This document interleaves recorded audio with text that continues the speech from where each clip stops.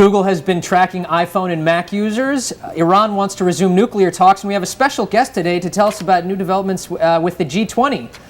Welcome to the News Hub. I'm Rolf Winkler, and joining me today is Christine Glancy, editor at the Wall Street Journal. And let's jump right into it. Let's talk a little bit about this great story we have, a top headline about Google. Jen Valentino joins us on Skype.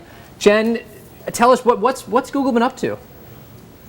Well, basically what's happened is that Google had a code that was embedded in some of its ads that enabled it to bypass the privacy settings on Safari browsers. And that's Apple's browser that is the default browser on iPhones, iPads, and a lot of people use it on Macs as well. So basically what was happening, we all thought, Google had told us basically that we weren't going to be tracked via the Safari browser if we were on our iPhone or on our Mac. But with its DoubleClick, they own DoubleClick, and DoubleClick, when we went to certain sites that had DoubleClick ads, those ads were dropping cookies on our machine, and that was what was tracking basically users' web browsing? Yes, exactly. So Safari, it's the only web browser that does this by default.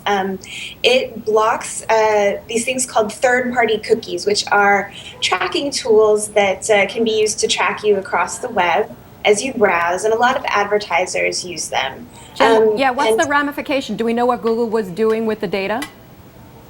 Well, they say that this was, it's kind of a long process that led to this, and they say it was inadvertent.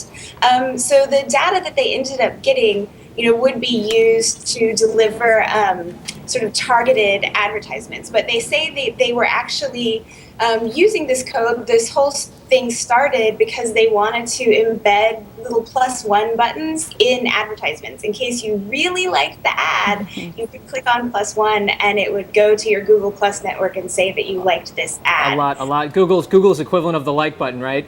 Yes, exactly, in advertisements for people who love ads. Jen, tell us, how did the Wall Street Journal discover this? Well, there was a researcher at Stanford who came across this when he was looking to see how many advertisements got placed on different browsers from different companies. And he noticed that there were a really large number of ads from DoubleClick on Safari browsers, which is weird because Safari by default blocks this tracking. So he started looking into it further and contacted the journal, and we and a technologist that works for us, his name's Ashkan Soltani, looked into this code further and found out exactly what was happening. And the funny thing is, the way that this is done is that Google they've stopped doing this actually. Jen, we're showing now on a grab from the website that shows you can go to the website and follow the process and what happens. See exactly how they've been doing it, but continue, Jen, go ahead.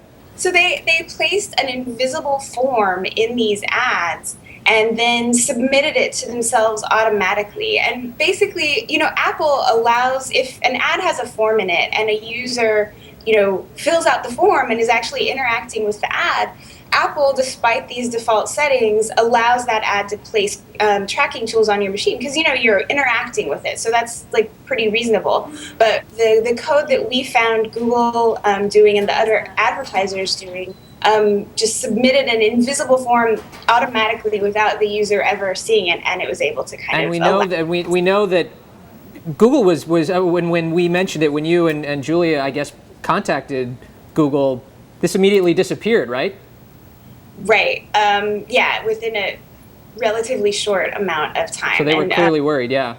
Yeah, and they had also had language on one of their sites saying, Safari's browser blocks tracking by default, so if you don't want us to track you and you're on Safari, you don't really have to do anything.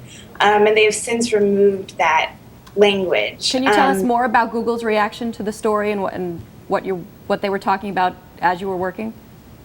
I think that this was something that they say was inadvertent, that all they wanted to do was put these +1 buttons on the ads. And the thing is, once you can put one cookie on Safari, and you're a particular site, you can keep placing cookies on that machine. That Safari thinks like, okay, well, this user is allowing a cookie from this place, so we'll go ahead and keep allowing cookies. So they put one tracking tool on there that was just temporary and supposed to be only for this +1 button. But then the effect of that was that it kind of opened the door to all of their other, tracking cookies. So this one piece has been disabled or taken down. You say, could you have advice for regular computer users? What can they do in the future? Do you delete your cookies often, change browsers? What would you say when you don't know? And also iPhone users best too, practices. because Yes. iPhone users had to. We have articles on WSJ.com that go into this very specifically. It's not something that is easy to do verbally, but there are settings you can go in and look at your cookies on the latest version of the iPhone and iPad software, as well as on your computer. You can delete them frequently.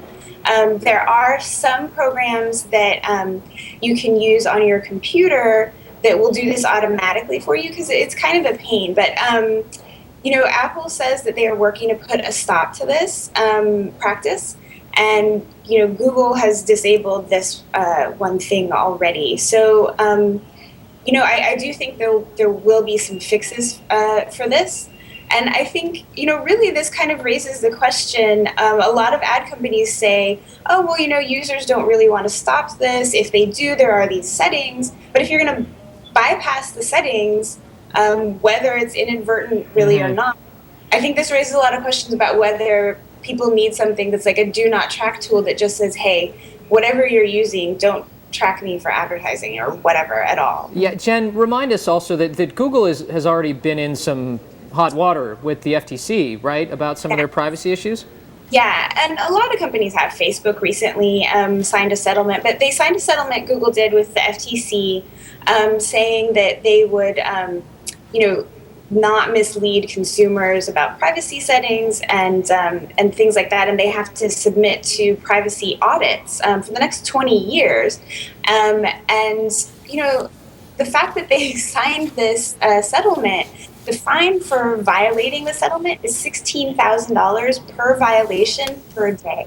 And which is to say, not very much for a company the size of Google. Unless it's right? per user, and then it's a lot or is of it money. per user?